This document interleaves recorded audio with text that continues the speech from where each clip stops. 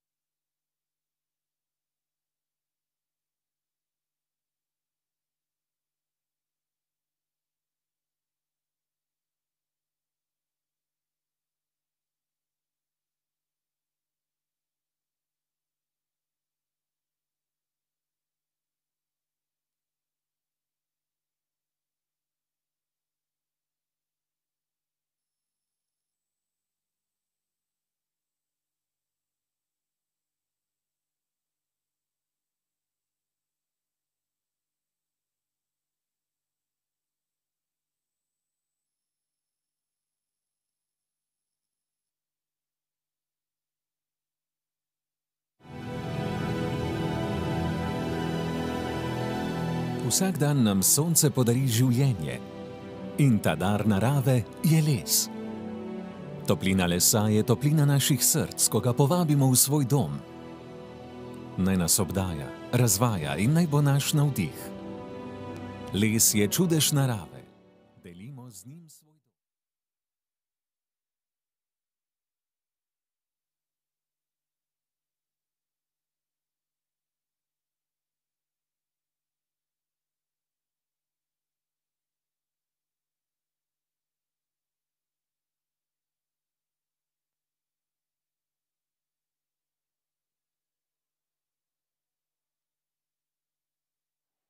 Spoštovane in cenjene, ponovno vas vabim nazaj v glavno dvorano od vašega prigrizka.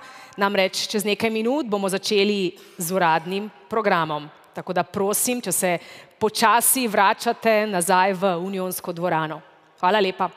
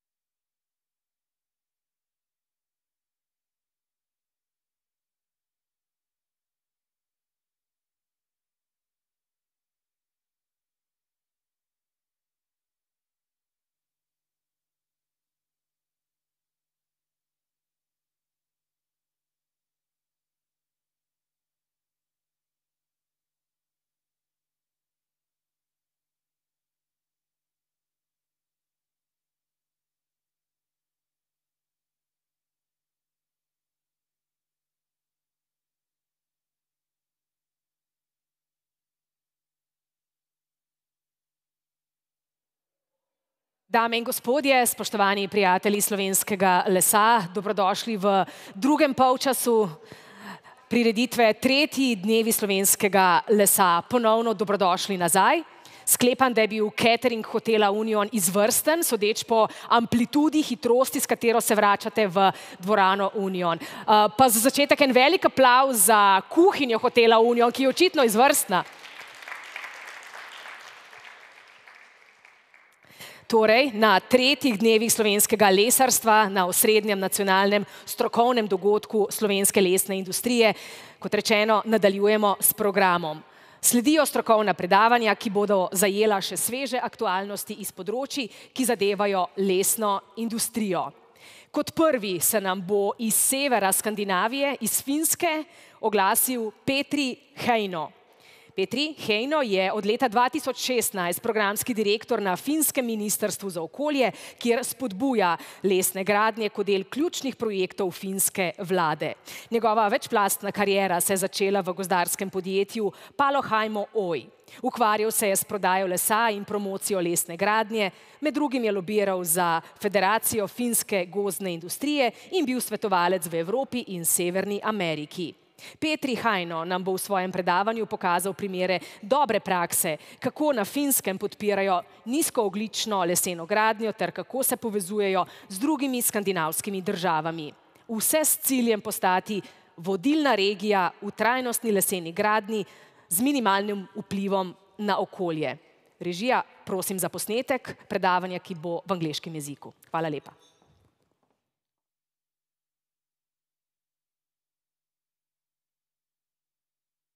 Dear participants of the Slovenian Woodworking Day 2022, too bad I cannot join you there to be in present, but I have here a presentation of, and thank you for inviting me to give a speech of how to strengthen the role of wood in EU.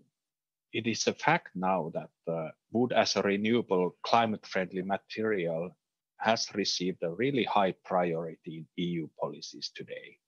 It seems like that there is a door open for wood in many ways in supporting the EU climate targets. And it's now really important to collaborate activities on different levels. Is it between the member states? Is it between the ministries in the member states? Or is it between the industry? Is it between the academy? Or, yeah, I think it's now is the momentum.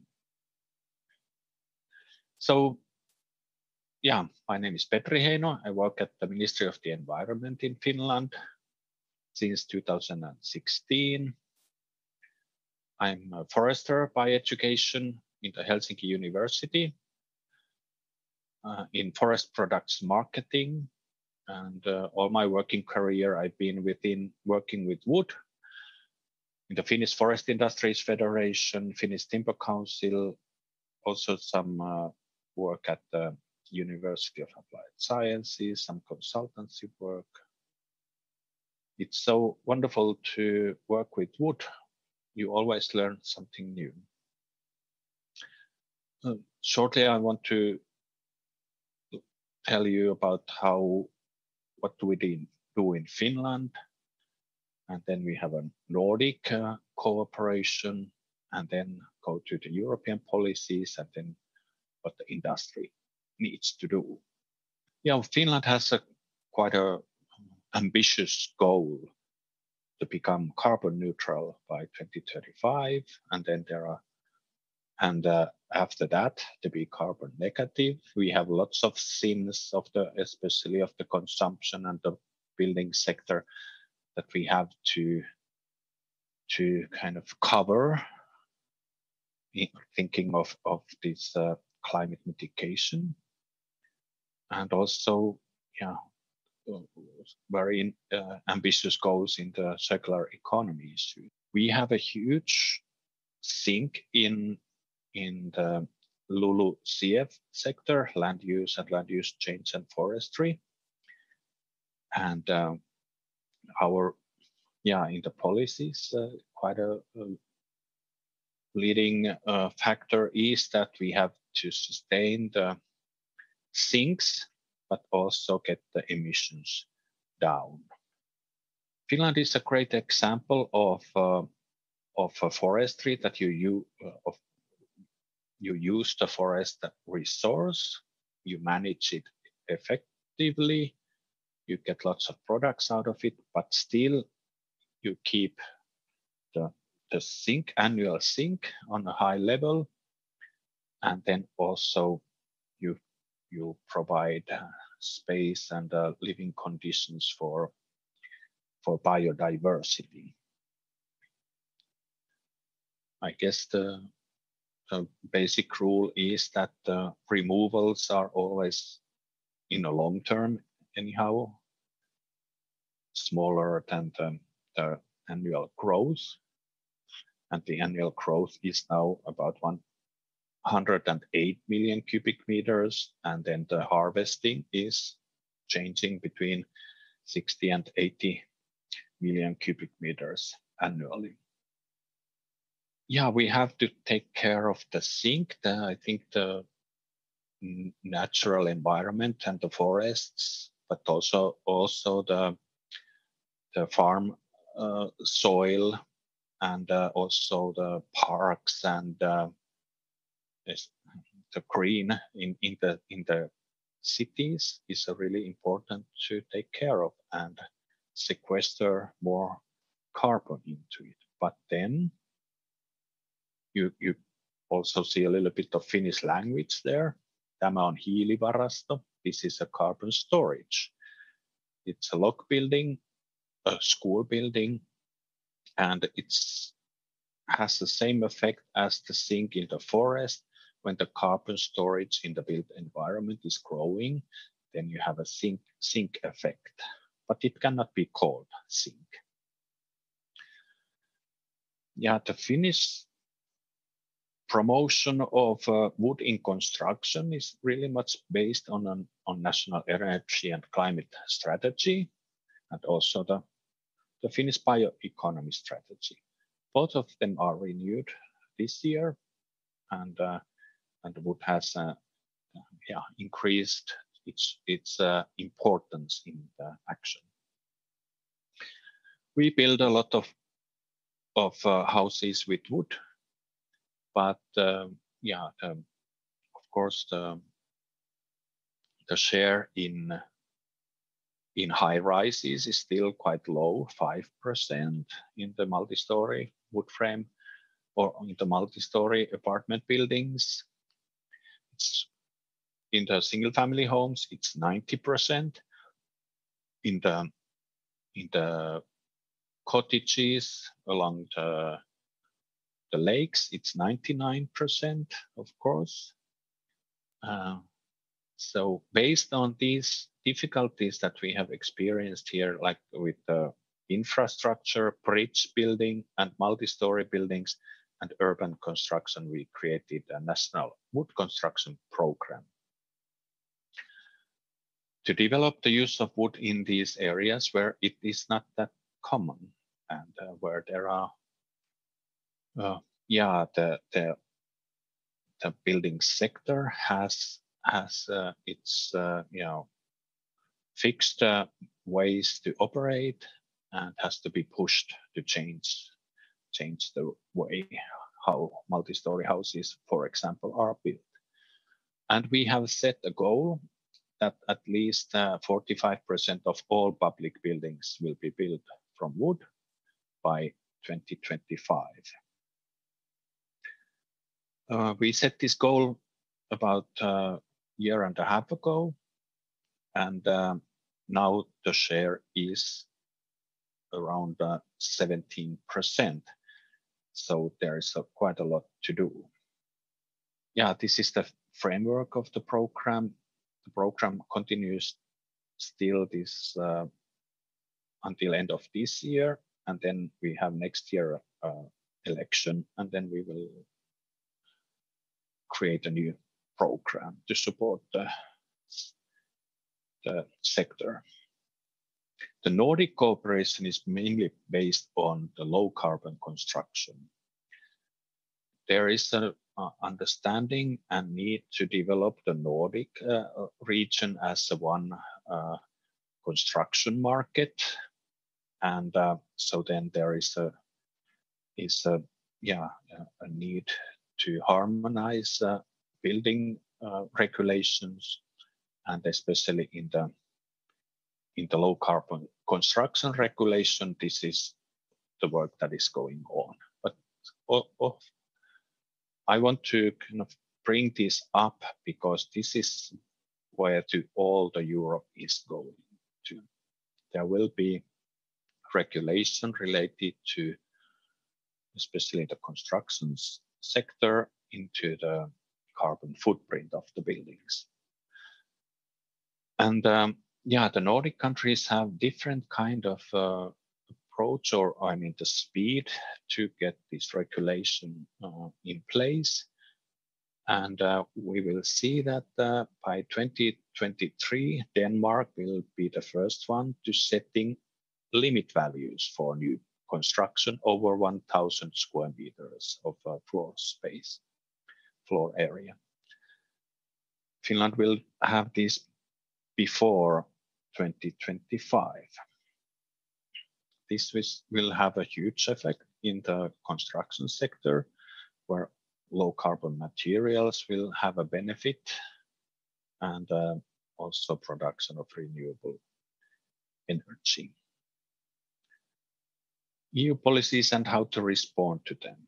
Yeah, of course, our main goal is, or we need to focus on the carbon neutrality, and it is really visible in the EU policies: Green Deal, New European Bauhaus, Fit for 55, Renovation Wave, that the wood products sector is invited into providing solutions to the carbon neutrality.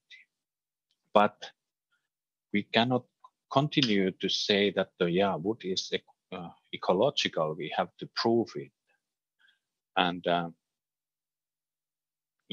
and also the overall sustainable use of forests is important. So also the energy sector using biomaterials, also the chemical forest industry, the whole flow of materials. And the industry has to be active in policy making, securing that the role of renewables and carbon footprint calculations in construction and in consumption in general are noticed and pushed forward. Yes, individual companies or sectors need environmental product declarations. They are essential. Of course, there are generic databases for carbon footprints, but to be as an industry, you have to really prove that you are at what you say, and not just to assume. And the industry needs a roadmap also to support. The wood products industry also have to improve all the time. Have a roadmap how the carbon neutrality is gained, or how you support more to the carbon neutrality. I received this already early this year from the European Commission, and they're coming back to this, that there is an open door and they are inviting the wood products industry to really to be supported by the EU policies. The climate benefits of wood construction products and other building materials will be recognized. The carbon storage in and on buildings is going to be recognized, and yeah, especially it seems that the carbon storage, because this is in the wood products, it's the long-lived carbon storage. Before it is really carbon is released back to the climate, to the air. So it's really pushed forward. I strongly recommend everyone to study this Wood Circus white paper. It really well describes how the wood products industry what they can deliver in the together with the EU and to support also the climate, but also other targets, thinking of workplaces and also of the self-sufficiency of building materials, and also of the needs to develop the construction sector, that it's more efficient, more human friendly, you could say, and the recyclability of the materials is extremely important for the future, and also prefabricated industrial way to build with wood allows more ICT sector and digitalization to be utilized and to build a better environment. Yeah, I think this is my last slide and message to you that together, but we are all needed. We can build a carbon neutral future, and wood has definitely a big role there. But we have to kind of make ourselves known, heard. We have to have a good basis for our arguments and support research and development, and make just good products. Well, thank you very much, and I hope you have a really interesting day. I think I will follow it then online when it needs to come. Thank you very much. Bye.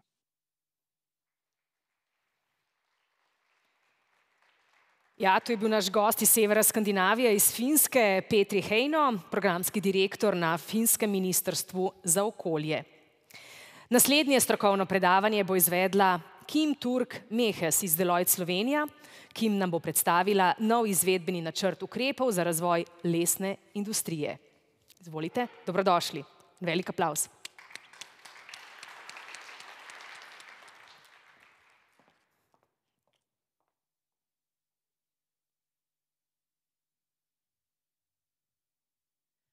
Dobar dan vsem skupaj. Moje prvo v živo predavanje po več kot 2 letih, tako da upam, da speljem v 10 minutah. Kot rečeno, moje ime je Kim Turk Mehes in sem na Deloitte Slovenija zaposlena kot višja menedžerka, odgovorna za 2 področji. Eno je javni sektor, drugo je pa trajnostni razvoj. Skupaj zelo dobro paše v to zgodbo. In mislim, da je tudi dobro nadaljevanje tega, kar smo slišali zdajle, v smislu neke operacionalizacije celotne zgodbe in prenosa iz Evrope v Slovenijo. Danes sem tukaj z vami, da vam predstavim projekt priprave izvedbenega načrta ukrepov za razvoj lesno-predelovalne industrije do leta 2030, ki ga skupaj z inštitutom InnoRenew in Biotehniško fakulteto Univerze v Ljubljani izvajamo po naročilu Ministrstva za gospodarski razvoj in tehnologijo. Evo, deluje, super. Osnova za pripravo tega izvedbenega načrta je seveda slovenska industrijska strategija, ki je bila sprejeta leta 2021, in v njej je prvič prav posebej podana strateška osnova oziroma izhodišča in usmeritve za nadaljnji razvoj lesno-predelovalne industrije v Sloveniji. Namen izvedbenega načrta je operacionalizirati ta izhodišča in sicer na način, da upoštevamo tako razpoložljive primarno surovino in pa tudi možnosti za razvoj panoge povezane z predelavo lesa. Že na tej točki bi res rada poudarila, da smo pri pripravi teh ukrepov v bistvu sledili na eni strani neki strokovni analizi in diagnozi stanja, na drugi strani pa smo od vsega začetka vključevali večje število deležnikov, ki so v bistvu svojimi mnenji, pripombami, komentarji, predlogi in identifikacijo priložnosti res ključno prispevali k oblikovanju samih ukrepov. Ampak preden se osredotočam zdaj na cel ta proces oblikovanja, nekaj besed o samih strateških izhodiščih, kot izhajajo iz strategije. V njej je zapisano, da bo Slovenija na poti do doseganja osnovnega cilja Evropskega zelenega dogovora, torej preiti v družbo brez neto emisij toplogrednih plinov do leta 2050, izkoristila razvojni potencial, ki ga omogočajo domači naravni obnovljivi materiali. Skladno s tem so zastavljeni glavni cilji na področju predelave lesa do leta 2030, ki vključujejo prvič, povečanje prodajne realizacije v lesni industriji na 2,5 milijarde evrov letno, drugič, povečanje predelave okroglega lesa v Sloveniji v izdelke predvsem za neenergetsko rabo na 3 milijone kubičnih metrov letno, tretjič, povečati število zaposlenih v panogah povezanih z lesom in tudi četrtič, povečati njihovo dodano vrednost in sicer z razvojem novih načinov rabe in predelave lesa. Petič, povečati delež lesa v vseh novih javnih stavbah, primarno je bilo zapisano 30%, ampak tukaj smo bili pridni, tako da smo zdaj to povečali že na 50%. In pa šestič, ustvariti lesno-predelovalni verigi naklonjeno poslovno okolje. Da bi te cilje lahko dosegli, moramo oblikovati take ukrepe, ki jih bomo dejansko potem lahko tudi izvedli. Zato je nujno potreben pristop od spodaj navzgor, ki smo ga tudi mi uporabili pri pripravi izvedbenega načrta. V proces smo tako vključili več kot 80 ključnih deležnikov, od oblikovalcev politik do njihovih izvajalcev, industrije, raziskovalnih, izobraževalnih inštitucij in seveda tudi podpornega okolja ter vidne člane skupine Gozd les. Z deležniki smo tako izvedli 3 fokusne skupine, povabili smo jih tudi k izpolnjevanju spletnega vprašalnika in v bistvu potem, kot sem že prej rekla, na podlagi nekega nabora predlogov in na podlagi analize strateških dokumentov, zakonodaje, statističnih podatkov, napovedi, pa tudi analize preteklih ukrepov, oblikovali končni prvi osnutek ukrepov. Vse te ukrepe smo deležnikom tudi predstavili in jih pozvali k njihovemu pisnemu komentiranju. Ampak za katere ukrepe pa sploh gre? Oblikovali smo 18 ukrepov, ki smo jih razdelili v 7 vsebinskih sklopov in jih potem operacionalizirali z 51 konkretnimi aktivnostmi. Zdaj danes nažalost nimam časa, da bi šla čez vse te aktivnosti, ampak upam, da vam bom v naslednjih 5 minutah lahko predstavila vsaj smer, ki smo si jo začrtali. Vem pa, da vas je veliko tukaj, ki ste bili tudi vključeni v proces, tako da lahko kakšno potem še rečemo na to temo.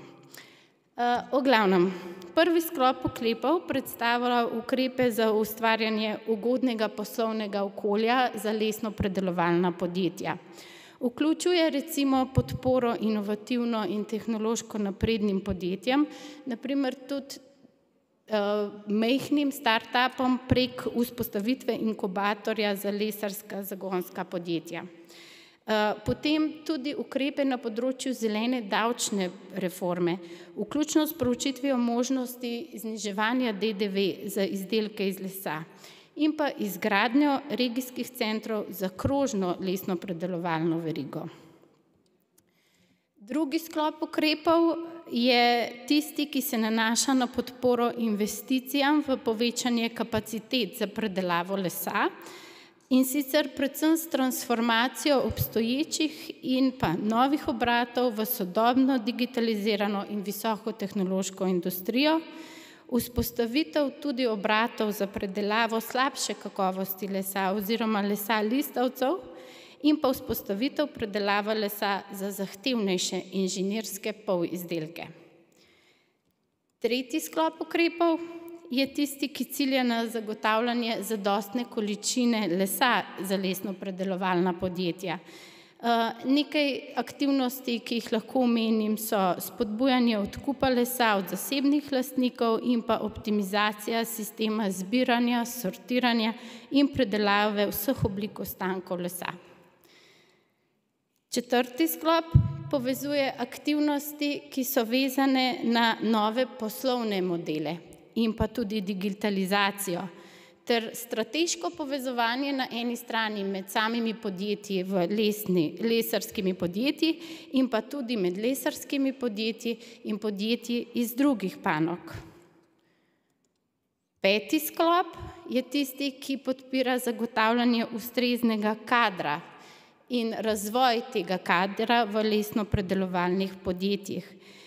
Govorimo tako o strukturi zaposlenih novih kadrov, kot tudi dvig kompetenc obstoječih kadrov, pa tudi izboljšanje interdisciplinarnega povezovanja, raziskav in razvoja, oblikovanja in načrtovanja, vključno z arhitekturo in gradbeništvom, umetnosti, obrti in industrije.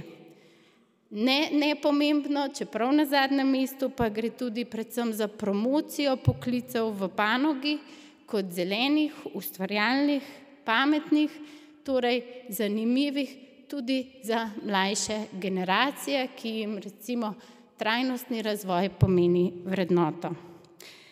Šesti sklop so ukrepi, ki spodbujajo raziskave, razvoj in inovacije, in sicer povečanje inovacijskega potenciala v lesno-predelovalni industriji, naprimer s povečanimi vlaganji tako javnimi in zasebnimi v raziskave, razvoj in inovacije, naprimer razvoj novih materialov, podporo patentiranju, vzpostavljanju raziskovalno-razvojnih oddelkov v podjetjih in podporo oziroma vzpostavitvi oziroma tudi nadgradnji obstoječih centrov, ki morajo biti stičišče deležnikov za izmenjavo znanj, izkušenj, informacij in pa tudi skupnega nastopa ne samo na trgih, ampak tudi v pogovorih z odločevalci. In potem še sedmi sklop, evo, ratalo mi bo, ki cilja na povečanje rabe lesa oziroma lesnih kompozitov pri gradnji novih in obnovi starih javnih stavb z neko promocijo in spodbujanjem rabe lesa, pa tudi za uporabo v zasebnih stavbah. Pri tem lahko pomembno vlogo igra razvoj skupne blagovne znamke in pa financiranje demonstracijskih projektov lesene gradnje oziroma obnove. Time's up, prav, samo še en slajd imam. Za zaključek naj povem le še, da bosta dokončna operacionalizacija in uresničevanje izvedbenega načrta odvisna prav od vseh deležnikov.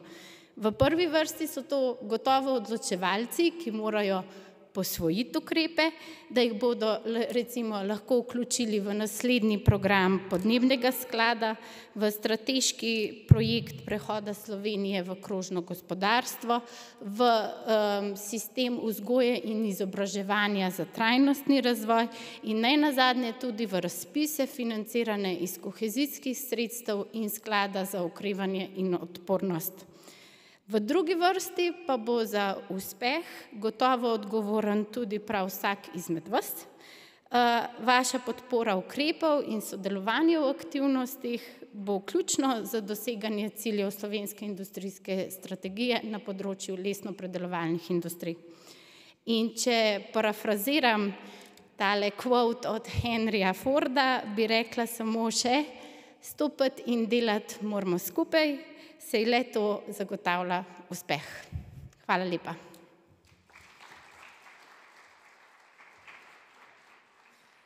Ja, sodelovanje je ključ vsega.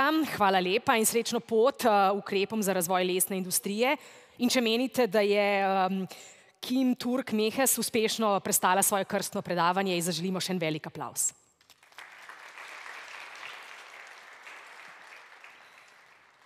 Darko Sajko iz Direktorata za lesarstvo na Ministrstvu za gospodarski razvoj in tehnologijo pa je naslednji, ki ga vabim k strokovnemu predavanju. Gospod Sajko nam bo predstavil nove finančne spodbude v okviru razpisov iz načrta za okrevanje in odpornostnih razpisov. Dobrodošli in izvolite. En aplavz.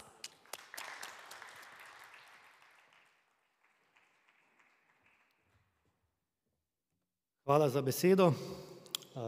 Lep pozdrav tudi z moje strani.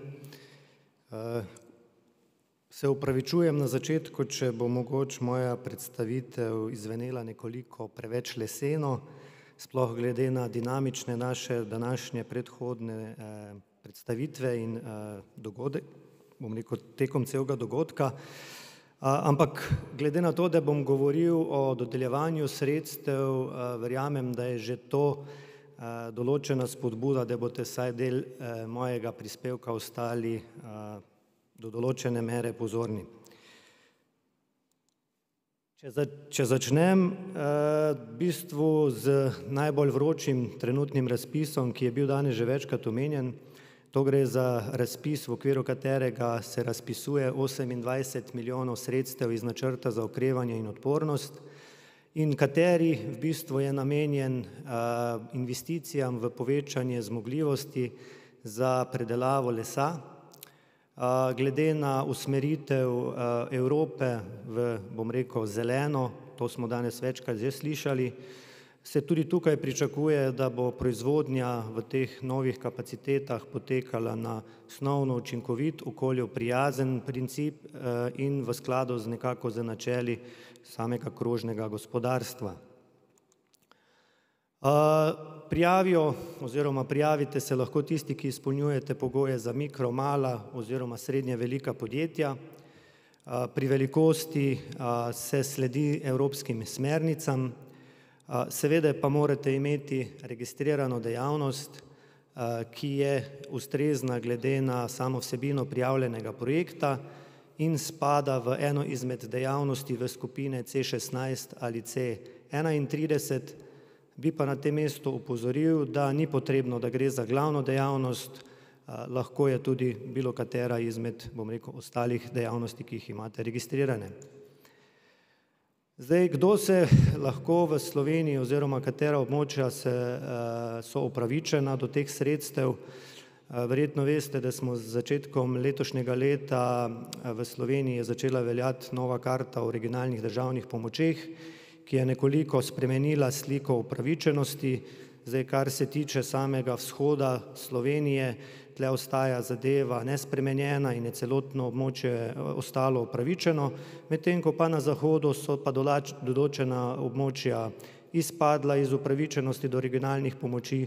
Tukaj imamo 3 občine, mestna občina Koper, mestna občina Kranj ter občina Ankaran ter območje osrednje slovenske regije z izjemo 5 manj razvitih občin v tej osrednji slovenski regiji.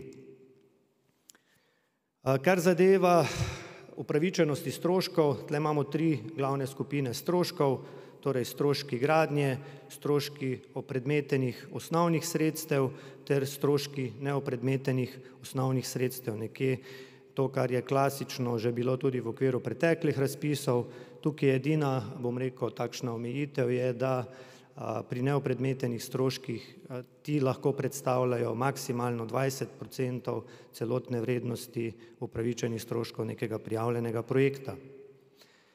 Kar zadeva stopnje sofinanciranja, ta zavisi od regije oziroma lokacije, kjer se projekt bo izvajal.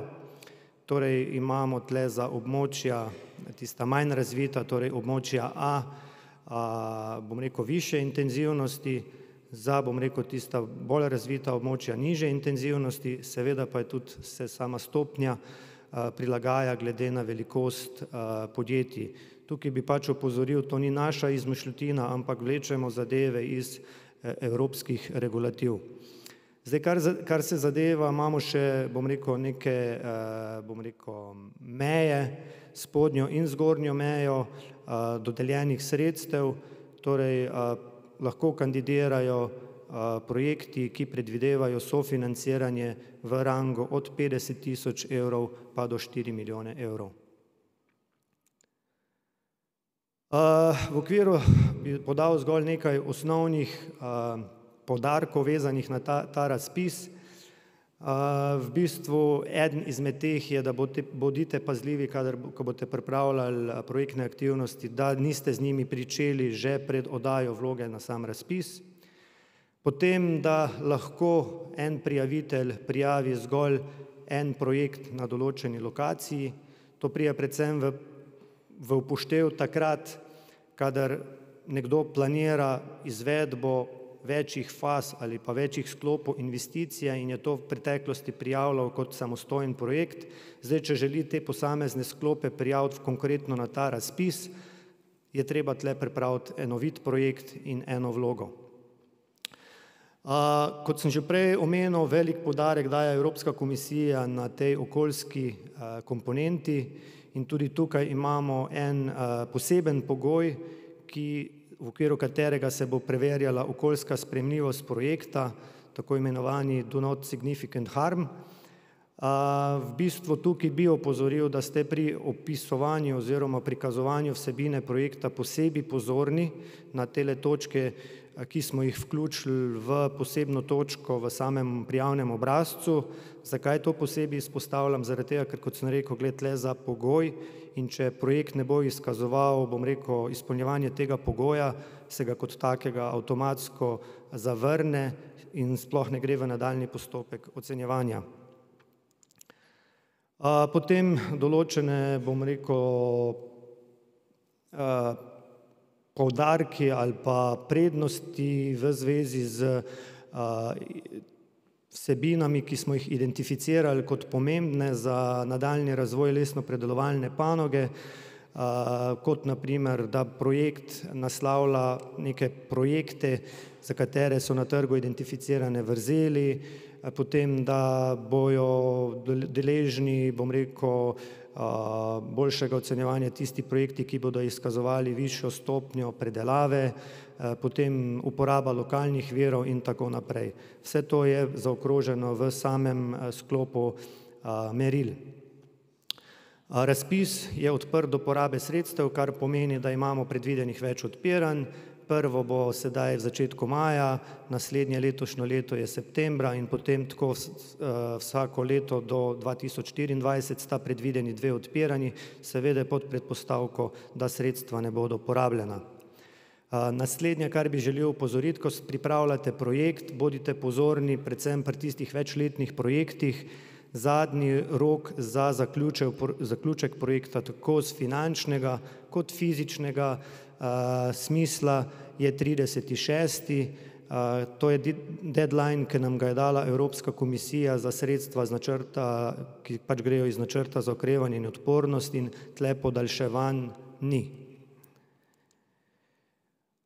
Naslednji razpis, v bistvu tle smo prisluhnili nekako predvsem v zadnjih letih nekako potrebam predvsem obrtne zbornice, gre za razpis za mikropodjetja, torej za podjetja do 5 zaposlenih. Tle bomo razpisali v dvoletni razpis, torej letos in naslednje leto skupaj cirka 1 milijon evrov. Gre za spodbujanje investicij v opredmetena in neopredmetena sredstva ter za aktivnosti razvoja nekih novih produktov. Maksimalna vrednost tle sofinanciranja bo 50.000 evrov, to pomeni, da ne bo prišlo do, bom rekel, podvajanja z prej omenjenim razpisom. Tukaj je upravičeno celotno območje Slovenije. Sredstva se bodo dodeljevala po pravilu de minimis, torej žal spadajo oziroma zapadajo v to kvoto de minimis. Mislim, da s to kvoto sicer majhna podjetja nimajo toliko težav. Sofinanciralo se bo pa od 50 oziroma 60% upravičenih stroškov. Ta razpis, bom rekel, je trenutno še v fazi nastajanja, tako da so določeni elementi še stvar dokončne uskladitve. Seveda pa, bom rekel, ministrstvo objavlja tudi razne druge razpise, v bistvu na katere se lahko prijavite lesno-predelovalna podjetja. Tukaj so navedeni trenutno aktualni, nekateri so še v pripravi, tako da izvajamo jih ali mi kot ministrstvo ali naše izvajalske inštitucije, torej Slovenski podjetniški sklad oziroma javna agencija Spirit. Kaj bi še tle poudaril, v bistvu ne glede na to, kam se boste prijavili, bi seveda predlagal, da temeljito greste skozi razpisno dokumentacijo in pogledate vprašanja na odgovore, kjer najpogosteje že, bom rekel, odgovarjamo na določena pereča vprašanja. Čas se mi je iztekel, vsaj tle na odru, tako da če so kakšna vprašanja, so pri razpisih tudi kontaktne osebe, bomo prosto odgovarjali, tudi kakšna specifična vprašanja, tako da dobrodošli. Upam, da so te informacije, bom rekel, pripomogle, saj v kolikor imate neko projektno idejo, da boste šli pogledati, ali kateri izmed obstoječih razpisov je za vas uporaben in da boste lahko potem tudi hitreje in lažje realizirali vaš projektni predlog. Hvala.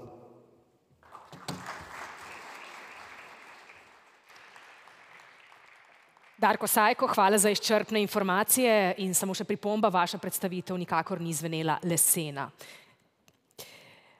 Naš naslednji predavatelj je dr. Simon Poljanšek iz Direktorata za gozdarstvo in lovstvo na Ministrstvu za kmetijstvo, gozdarstvo in prehrano.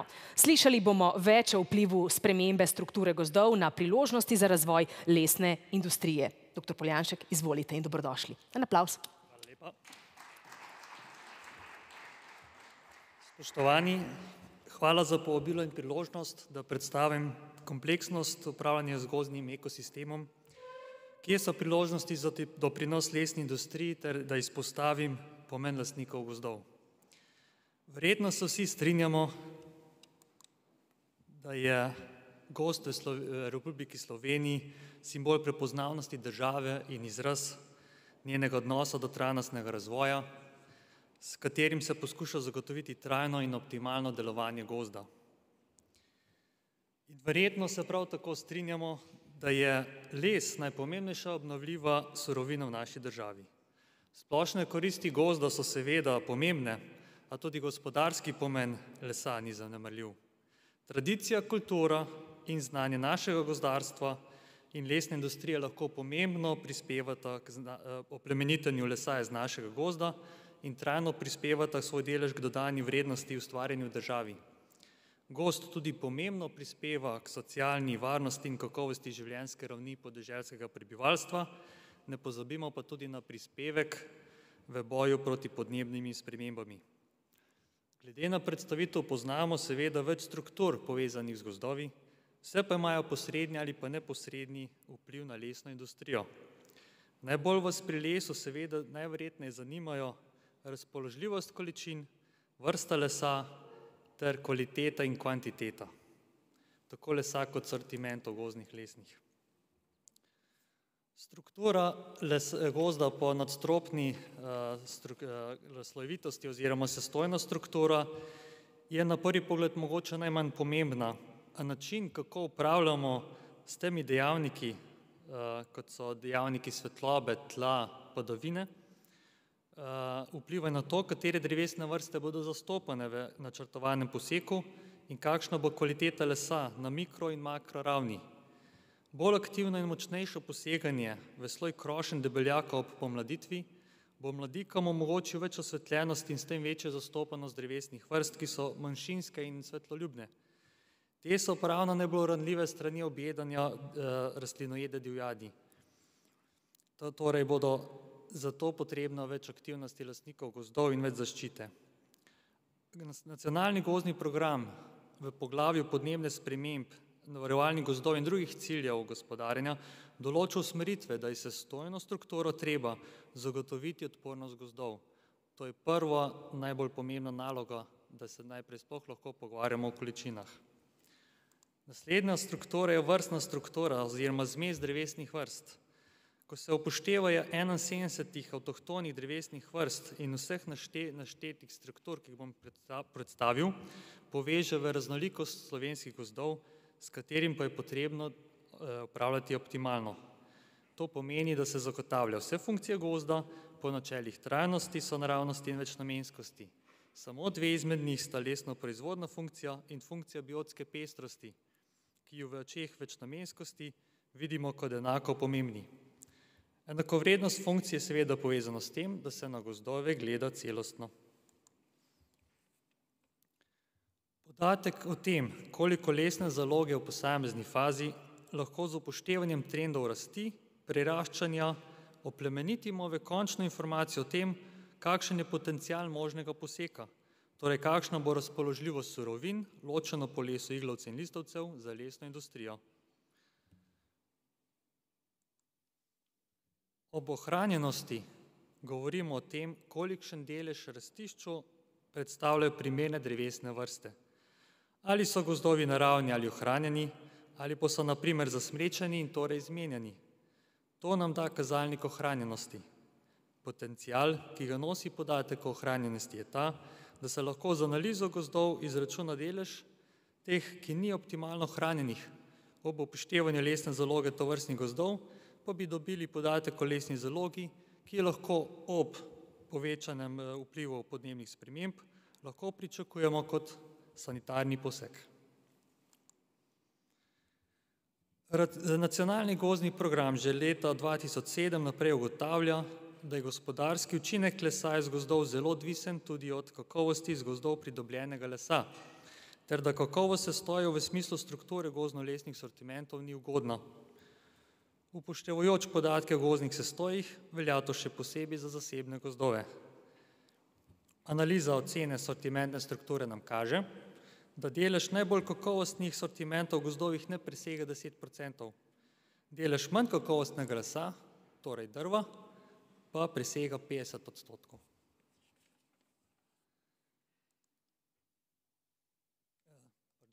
Zdaj, ukrep, ki lahko to izboljša, to stanje, je nega gozda, kot je tudi že izpostavil državni sekretar Harej. Ta je osnova ohranjanja odpornosti, stabilnosti ter vitalnosti in zdravja ter orodje za izboljšanje kakovosti lesa. In ravno tej temi je posvečena promocija gozdov in gozdarstva v letošnjem letu, ki skupaj vodita MKGP, Zavod za gozdove Slovenije in ob aktivnem sodelovanju Zveze lastnikov gozdov Slovenije. V teku je tudi ciljni raziskovalni projekt Gozdarskega inštituta Slovenije z naslovom Mobiles, učinkovitejše gospodarjenje z zasebnimi gozdovi v podporo večji mobilizaciji lesa. Ko govorimo o lastniški strukturi, seveda potrebno poudariti, da je 20% gozdov v lasti Republike Slovenije, s katerimi upravlja podjetje SiDG, ostalo je poleg gozdov v lasti lokalnih skupnosti, v zasebni lasti fizičnih ali pravnih oseb. Kako pomemben je lahko vidik lastništva pove podatek, da je bilo v letu 2021 od načrtovanega najvišjega možnega poseka 7 milijonov kubikov, posekanih po uradnih evidencah le 4 milijone. Medtem ko je stopnja uresničevanja načrtovanega poseka v gozdovih, s katerim upravlja SiDG, visoka, pa je drugačna zgodba v zasebnih gozdovih. Zasebni lastniki imajo po večini majhno in razdrobljeno posest, so nevešči dela in pa preslabo opremljeni oziroma neusposobljeni. Zavod za gozdove Slovenije opozarja na podlagi starostne strukture ponesrečencev, da se lastniki gozdov ne zavedajo nevarnosti in zahtevnosti gozdarskih del. Načini, s katerimi poskušamo izboljšati stanje, so predvsem ukrepi programa razvoja podeželja trenutnega obdobja 2014-2020, ki smo ga podaljšali do sprejetja novega, in v katerem smo do konca leta 2021 omogočili med drugim izgradnjo in rekonstrukcijo 32 km gozdnih cest ter izgradnjo, rekonstrukcijo in pripravo 509 km gozdnih vlak. Za ta namen smo lastnikom gozdov izplačali 3 milijone evrov. Poleg tega smo za odpravo škode in obnove gozdov, ki so se do konca 2021 izvedle na površini 12 000 še nekaj hektarjev, ter uredili gozdne vlake v dolžini 190 km, izplačali 10 milijonov evrov. Našteti so seveda še drugi ukrepi, ampak da ne bom predolg, bom šel na zadnjo zaključno stran, zaključno misel, ki se glasi, da bomo v prihodnosti v slovenskih gozdovih zaradi naraščanja lesne zaloge lahko posekali še več, ter hkrati zagotavljali njegovo trajno ohranitev in razvoj. Še naprej pa bomo z ukrepi nege spodbujali lastnike gozdov k vzgoji kvalitetnih sortimentov, z ukrepi zaščite pred obedanjem, odstranjevanjem invazivnih vrst ter obžetvami pa omogočali pester izbor v zmesi drevesnih vrst. Hvala lepa.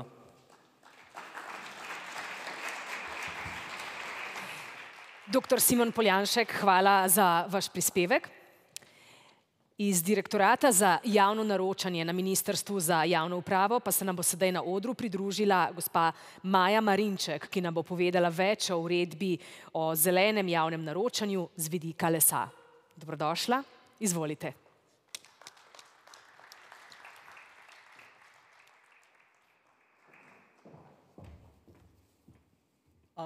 Lepo pozdravljeni tudi z moje strani. Jaz bom poskusila biti tudi kratka in jedrnata, če lahko tako rečem. V bistvu bi vam rada predstavila en podzakonski akt Zakona o javnem naročanju, ki ureja tako imenovano zeleno javno naročanje in ker v precejšnjem delu se to nanaša tudi v bistvu na spodbujanje rabe lesa. Zdaj mogoče čist v osnovi kot zeleno javno naročanje je v Sloveniji obvezno v bistvu že od leta 2012. Vemo, da javni naročniki, to so različni državni organi, občine oziroma kakšne druge osebe javnega prava, kot so javni zavodi, javna podjetja in tako naprej, morajo svoje oziroma blago, storitve oziroma gradnje, ki jih potrebujejo, naročati praviloma po načelih Zakona o javnem naročanju, se pravi, rečemo po javnem naročanju. In podzakonski akt tega zakona je tudi uredba o zelenem javnem naročanju, ki pa določa še specifične cilje oziroma zahteve v zvezi s posameznimi predmeti zelenega javnega naročanja, ki so v tej uredbi tudi zajeti. Od leta 2012 je torej to zeleno javno naročanje obvezno, je doživelo v bistvu kar precejšnjo spremembo v letu 2018, potem pa še od takrat določene, bi rekla, manjše spremembe, kjer se je predvsem povečevalo število predmetov zelenega javnega naročanja, se pravi tistih predmetov, za katere so te, bi rekla, dodatne zahteve obvezne, ko jih naročniki naročajo oziroma ko jih potrebujejo. Sama uredba o zelenem javnem naročanju oziroma njen namen je dejansko, da se spodbuja seveda raba oziroma nakup okoljsko bolj sprejemljivih proizvodov oziroma storitev oziroma samih gradenj. Seveda je namen tudi, da se spodbujajo inovacije, tudi v zelenem javnem naročanju so zelo pomembne, da se tudi na tem področju same inovacije razvijajo in tudi seveda razvoj. Ne nazadnje pa v bistvu kot javni sektor oziroma javni naročniki s tem naročanjem bolj zelenih, okoljsko sprejemljivih proizvodov dajemo tudi vzgled zasebnemu sektorju, pa na koncu v bistvu tudi samim potrošnikom, se pravi, da jim pokažemo, da se dejansko da naročati tudi takšno blago oziroma storitve in gradnje.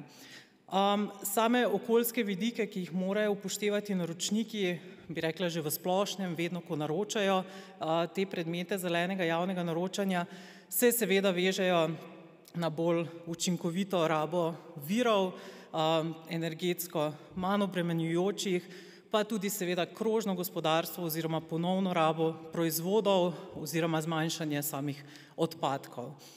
Če gledamo čisto v bistvu z tehničnega vidika, dejansko naročniki, ki naročajo te zelene predmete oziroma predmete zelenega javnega naročanja, morajo v skladu z uredbo spoštovati določene cilje oziroma morajo same razpisne dokumentacije, sama naročila pripraviti na način, da so ti cilji na koncu tudi uresničeni, se pravi, da bodisi v kakšne tehnične specifikacije oziroma v druge pogoje in zahteve razpisne dokumentacije vključijo tudi te okoljske vidike.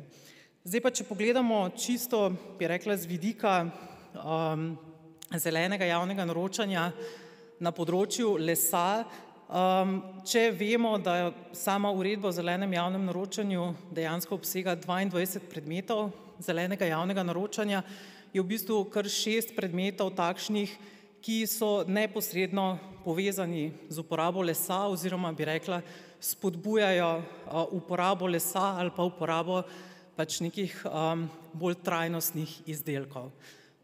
Že od leta 2018 oziroma tudi že od prej je eden izmed predmetov naročanje pisarniškega materiala in higienskih pisarniških izdelkov, kjer dejansko morajo naročniki, ki to naročajo, spoštovati oziroma zagotavljati, da v določenem delu teh izdelkov se naročajo takšni, ki vsebujejo vlaknine oziroma se pravi svoje sestavine iz trajnostno upravljenih gozdov oziroma da vključujejo mogoče tudi kakšne reciklirane vlaknine.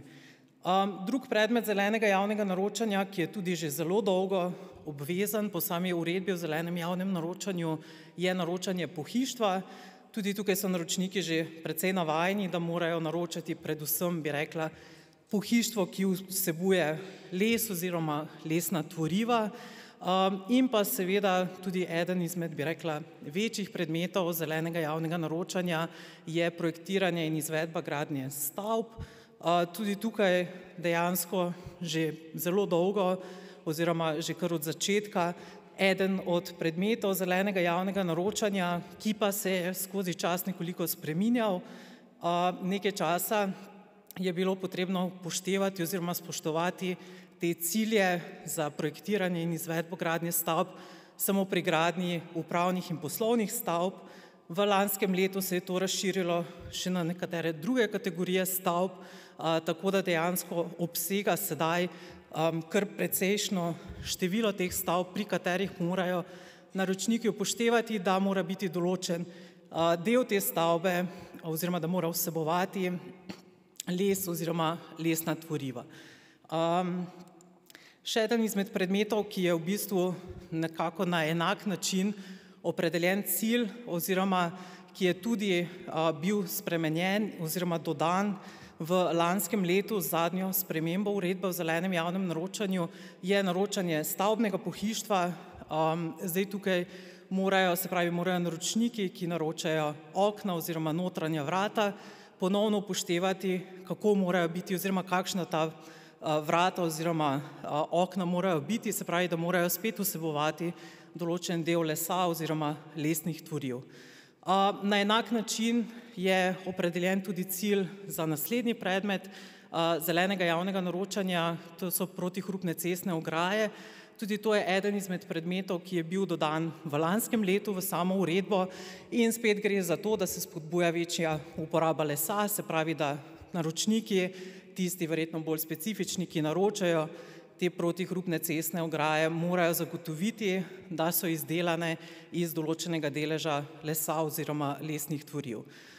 Še en, se pravi, šesti predmet zelenega javnega naročanja, ki se tudi neposredno veže oziroma povezuje samo uporabo lesa, pa je naročanje stenskih plošč, se pravi, ko naročniki naročajo lesene stenske plošče, morajo spet upoštevati, kako morajo biti kakšne te morajo biti oziroma kakšen delež lesa morajo vsebovati. Mogoče samo malo statistike, samo v bistvu za prikaz, se pravi, od 20 predmetov, ki so se naročali v letu 2020, je največji delež, pri katerih je upoštevana ta uredba o zelenem javnem naročanju, pripadal naročanju živil, ker je pač dejansko tudi verjetno največ naročnikov, ki ta predmet naročajo. Ostali predmeti so v približno enakih odstotkih oziroma v enakih deležih, bi rekla, zastopani. Tukaj pa se lahko vidi tudi, kako so v bistvu uporabljeni oziroma kakšno je bilo število zelenih javnih naročil iz teh predmetov, ki vključujejo oziroma imajo večji pomen na samem lesu. Ob koncu pa v bistvu to bolj pomembno za same naročnike, ki pripravljajo razpisne dokumentacije, pa mogoče tudi za ponudnike, da so seznanjeni, da vejo, kako oziroma kaj se lahko pričakuje v samih razpisih oziroma razpisnih dokumentacijah. Pripravljeni so v skladu z različnimi ministrstvi, ki so pristojne za posamezne predmete zelenega javnega naročanja, tako imenovani primeri okoljskih zahtev in meril. Dejansko ti primeri predstavljajo res neka priporočila, kako naj naročniki pripravijo razpisne dokumentacije za posamezne te predmete. Niso obvezni za uporabo strani naročnikov, so pa pomagalo, ker vemo, da seveda posamezni naročniki, recimo občine pa različni zavodi, ne poznajo do podrobnosti vsakega posameznega predmeta zelenega javnega naročanja, tako da imajo to pomagalo, ko pripravljajo sama javna naročila. In ker se seveda ve, da naročniki dostikrat v bistvu imajo pomanjkanje znanja ali pa specifičnega znanja z posameznih področij, kar je seveda tudi logično, so jim na voljo tudi kontaktne točke, se pravi, da lahko pokličejo, dobijo pomoč v smislu, bi rekla, tehnične, strokovne pomoči, da potem lahko pripravijo ustrezno razpisno dokumentacijo in da celoten postopek oddaje javnega naročila seveda gre, bi rekla, v redu čez in da pridobijo ponudbe in dejansko samo izvedbo tega naročila takšno, kot jo predvidevajo oziroma kot jo tudi želijo. Toliko na hitro z moje strani v zadnjih sekundah, tako da najlepša hvala za pozornost, pa če ste naročniki, veliko sreče pri pripravi javnih naročil, če pa ste ponudniki, pa veliko sreče pri pripravi samih ponudb in pridobivanju poslov. Hvala.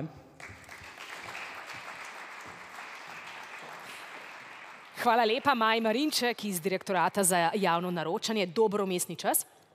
Hvala za uporabne informacije.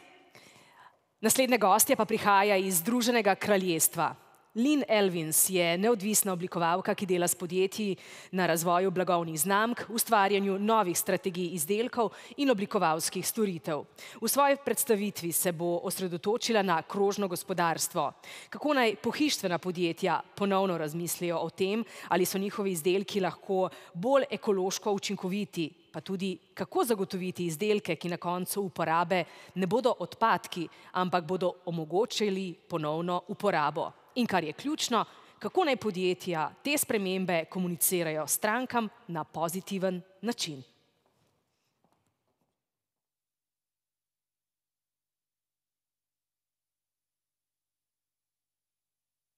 So, thank you very much for the opportunity to join your event today.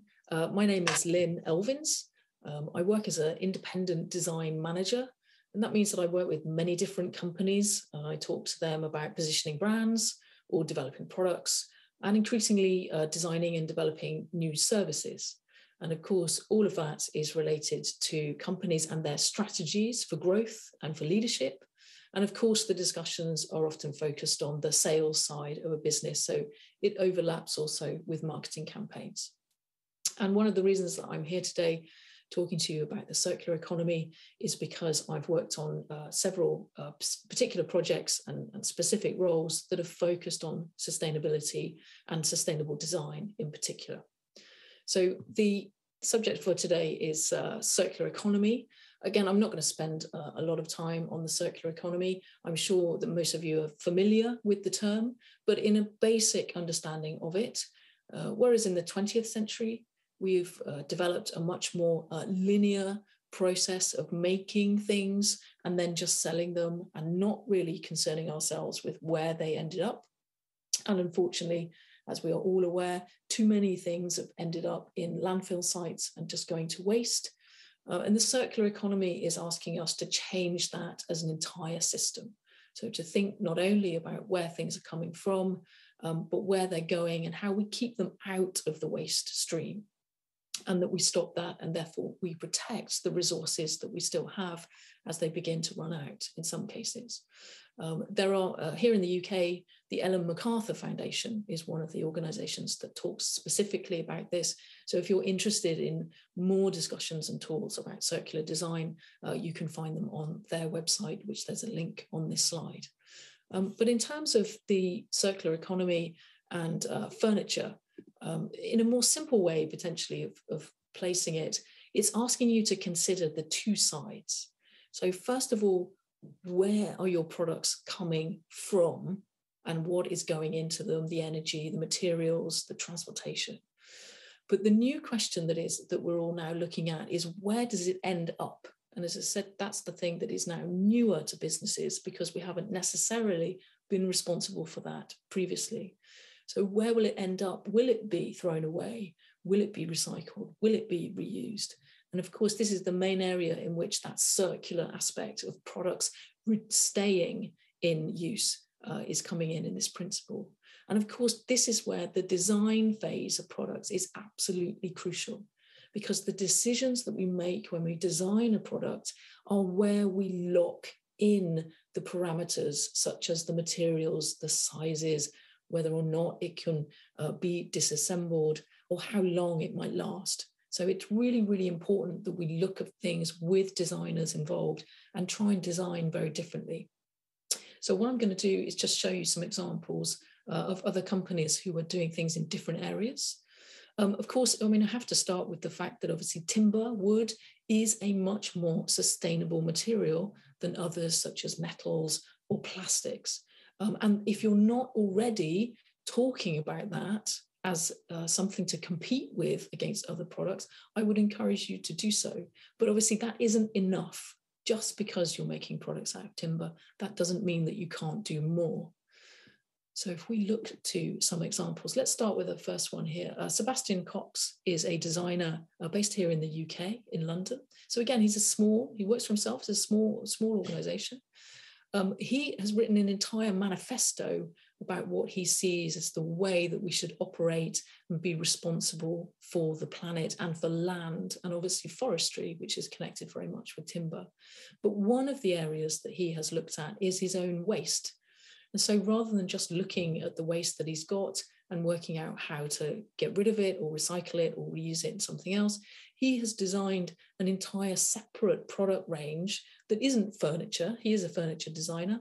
He has this accessory range that is made from the offcuts. And so he's looked at his waste and he's created a solution which is much more creative in the way that he looks at it. So here again, I would say to all of you, what waste do you have? And again, how are you looking at it? And how are you then dealing with it? And can you look at it more creatively to potentially turn it into another type of product? And that's something that companies are looking at. A very different scenario here is a company called Benchmark. They are a more mid-sized furniture company here in the UK, and they sell into commercial markets as well as consumer markets. The approach that they've taken is a much more corporate reporting one. So they have now produced their first annual sustainability report. And what they have chosen to do, again, is to dive into understanding their products in great detail. So they now produce what are called environmental product declarations. They have a system of labeling on their products, which again declare what is in them, the materials, the glues, the other things, not just the timber and where it's coming from, but all the other items that are being used in production. And importantly as well, to do this, they are teaming up with other organizations that do the certification and have campaigns that also support what they want to do. So they do use timber from the UK, which is significant because in the UK, we import most of our timber.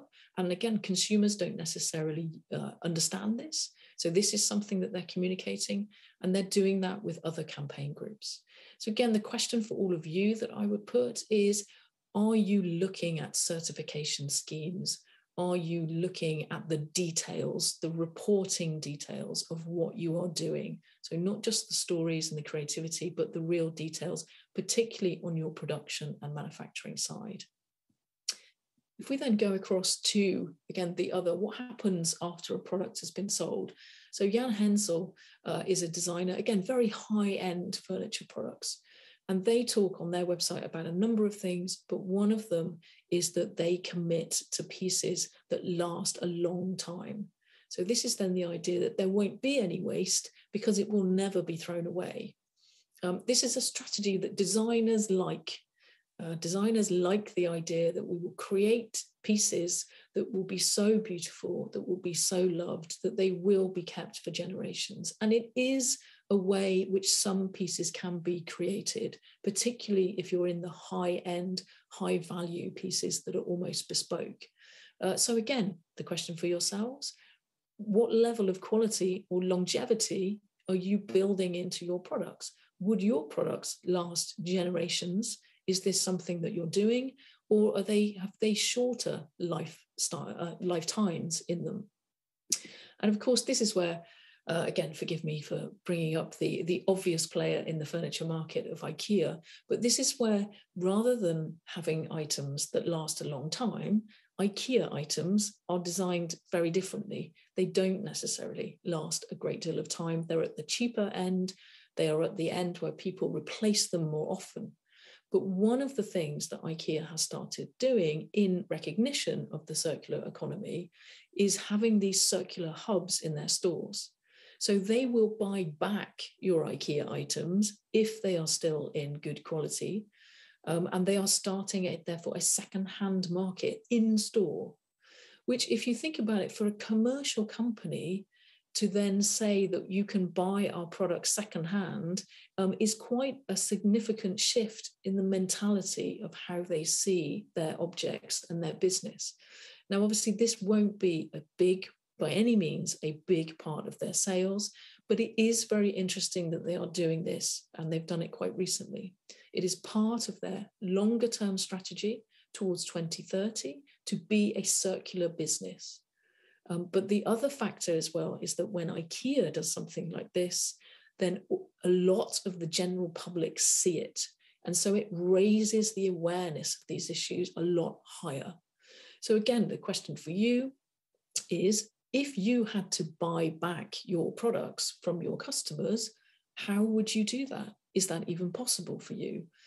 This presents a challenge for any business because it is a very different way of dealing with customers and staying connected with customers. So it's not an easy thing for IKEA to do or any business. But again, that question, is this something that might be viable for you or not?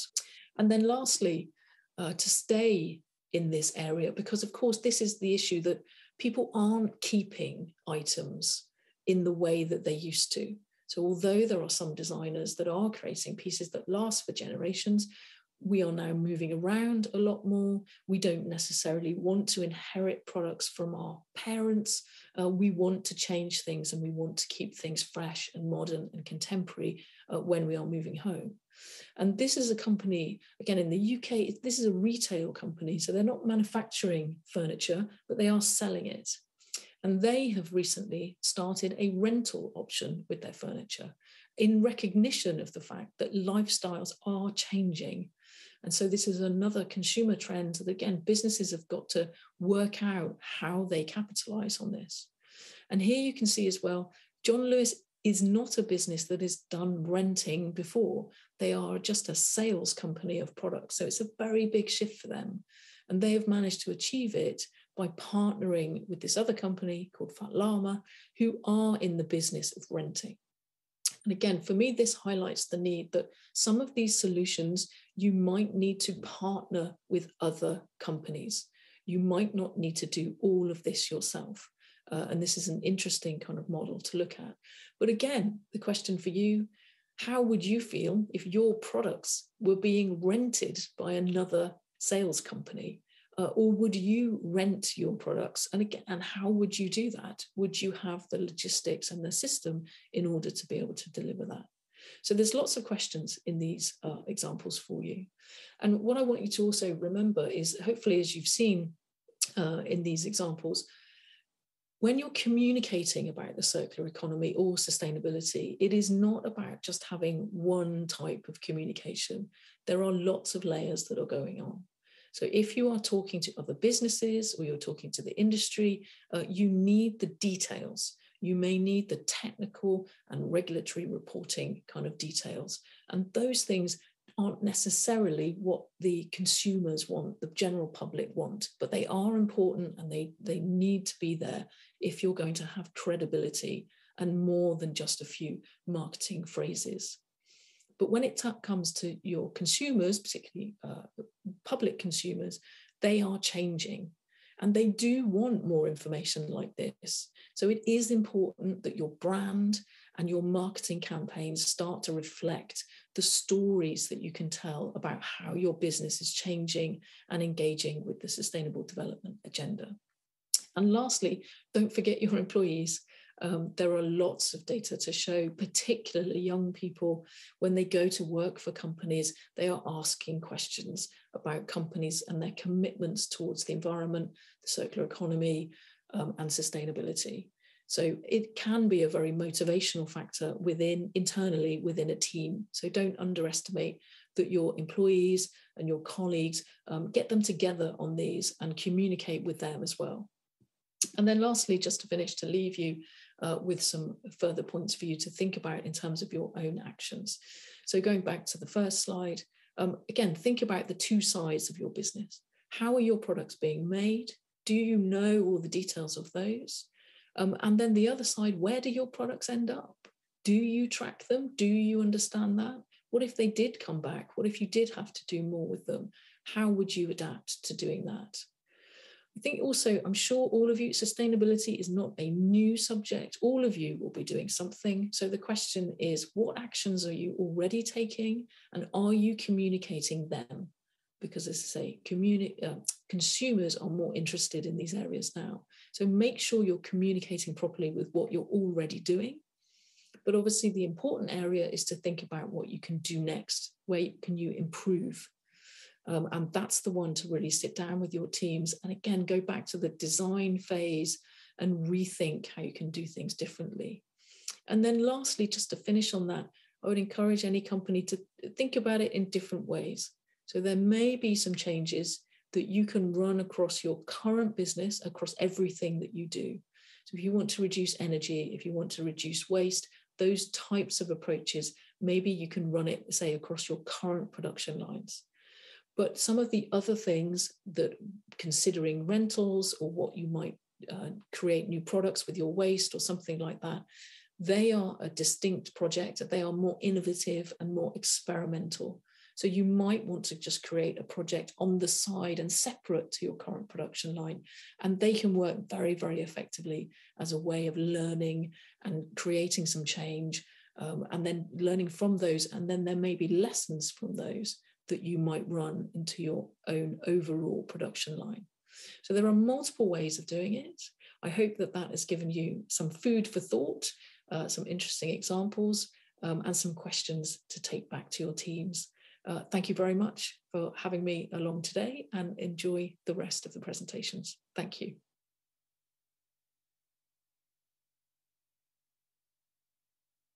Lynn Elvins nam je predstavila torej nekaj primerov in strateških vprašanj, katere bi si moralo pri oblikovanju blagovne znamke in pri trženju pohištvenih produktov postaviti vsako pohištveno podjetje, še posebej z vidika, ki jih prinaša krožna ekonomija. Kot zadnjega pa na današnjih 3. dnevih slovenskega lesarstva k besedi na oder vabim gospoda Martina Hladnika iz podjetja lesenih konstrukcij IQ Wood, ki se v svojih 10 letih obstoja posveča predvsem butični gradnji. Gospod Hladnik med drugim se zavzema tudi za to, da bi v Avstrijo namesto hlodov izvažali lesene hiše. Kakšni so torej novi standardi biogradnje? Izvolite. Hvala. Najprej pomembno obvestilo, predavanje bo v idrijskem narečju, tako da slovenščina in angleščina vam tukaj ne bosta veliko pomagala. Ampak vseeno dobrodošli. Začnemo s prvim slajdom. A se vsi strinjate, da je izvoz hlodovine problem Slovenije? Roke gor. Ok, hvala. A se strinjate, da smo za to krive firme iz osrednje slovenske regije in si zato res ne zaslužimo subvencij? Očitno smo se tukaj nekje zgrešili.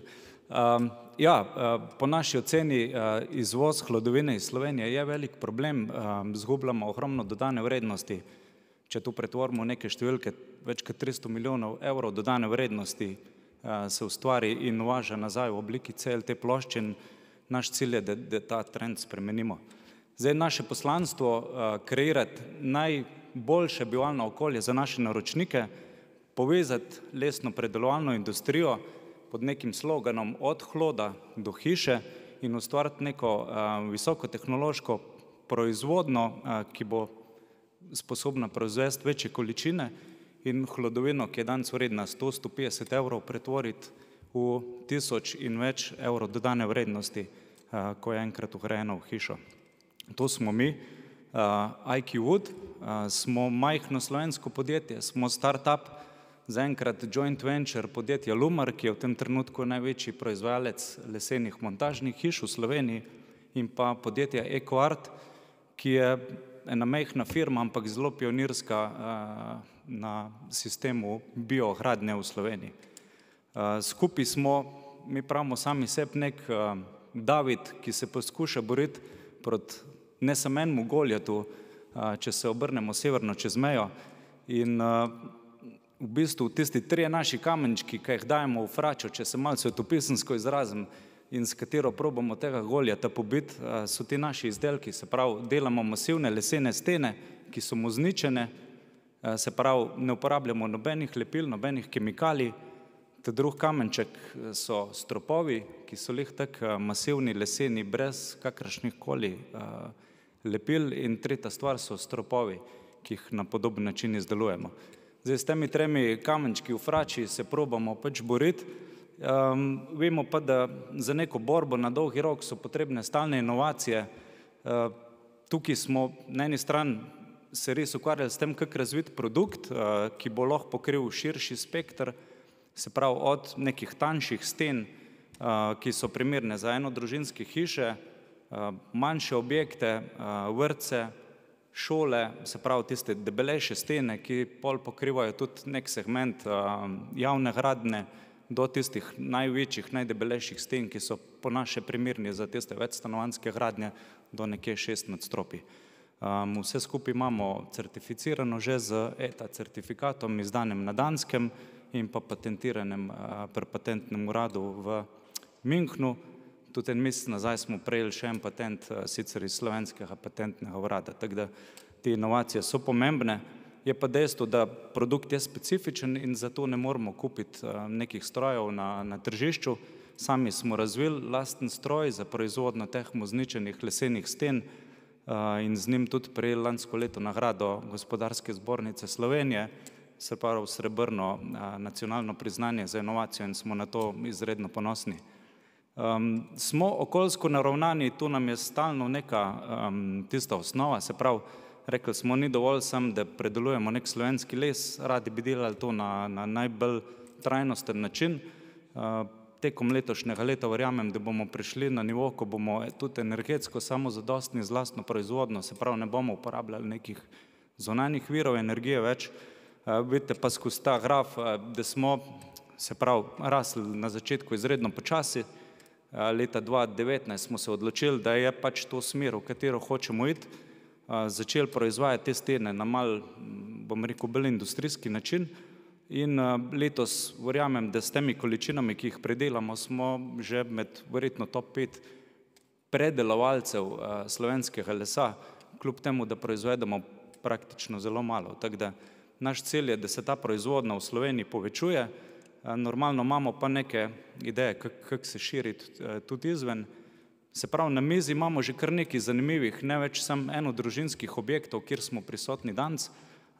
Center znanosti, recimo eden izmed takih objektov, ki je zdaj v fazi finalizacije teh PZI-jev, kar nekaj teh hotelov po Bohinju, ki se zdaj začenjajo graditi z našimi produkti. Čez en mesec štartamo eno zanimivo mestno vilo tukaj v središču Ljubljane. Tako da projekti v leseni masivni gradnji prihajajo in ponosni smo, da smo lahko del te druščine, ki te objekte gradi. In če me vprašate, kaj je tista naša dolgoročna vizija, dejstvo je, da Slovenija za nas je bistveno premehno področje, kjer lahko dobavljamo.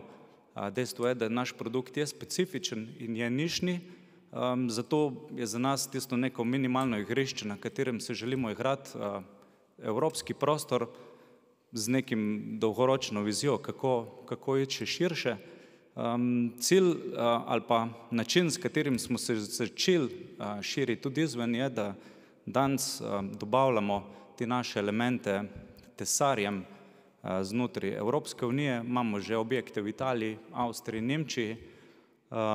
Zdaj tisti naslednji korak, ki ga pa pravkar podpisujemo, en prvi pomemben naslednji korak, je pa ta, da odpiramo prvo franšizo, ki bo začela oktobra v Nemčiji. Se pravi, cilj je biti lokalno prisoten na lokalnem trgu, se pravi, obvladujemo, imamo lasten patent, imamo lastne certifikate in s temi certifikati in opremljamo prvega franšizing partnerja, bi temu rekel, se pravi, neko licencirano proizvodno, ki bo začela na severozahodu Nemčije po našem patentu proizvajati te stene in lokalno dobavljati lokalnim tesarjem. Tako da na tak način si predstavljamo to našo širitev, se pravi, v Sloveniji ohraniti tisto osnovno centralno proizvodno, ki mora biti podkrepljena tudi z močnim razvojnim modelkom in potem se z neko lokalno proizvodno tudi čim bolj približati našim kupcem prvič širom Evrope in pol kasneje tudi izven. Jaz upam, da tudi ta Kanada in Amerika sta nekako dosegljiva trga. Tako da je to z naše strani. Hvala lepa, da ste nam dali priložnost, da se predstavimo in jaz upam, da bomo lahko še na marsikateri slovenskem dnevu lesarstva kakšno dobro skupaj rekli. Tako da hvala lepa.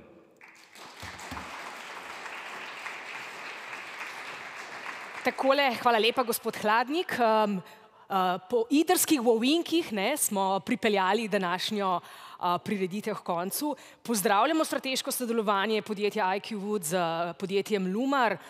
Veseli smo inovacij, ki se dotikajo slovenskega lesa in tudi vaše širitve na nemška tržišča in potem na svet. Tako da komplimente in še en velik aplavz za podjetje IQ Wood.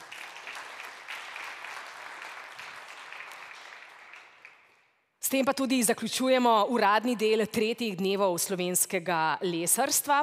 Prvi polčas, jutri nadaljujemo. Ob 5:30 pa vas seveda vabim še na sklepno slovesnost današnjega dogodka, kjer bomo slovesno podelili nacionalne nagrade za lesarski presežek leta 2022.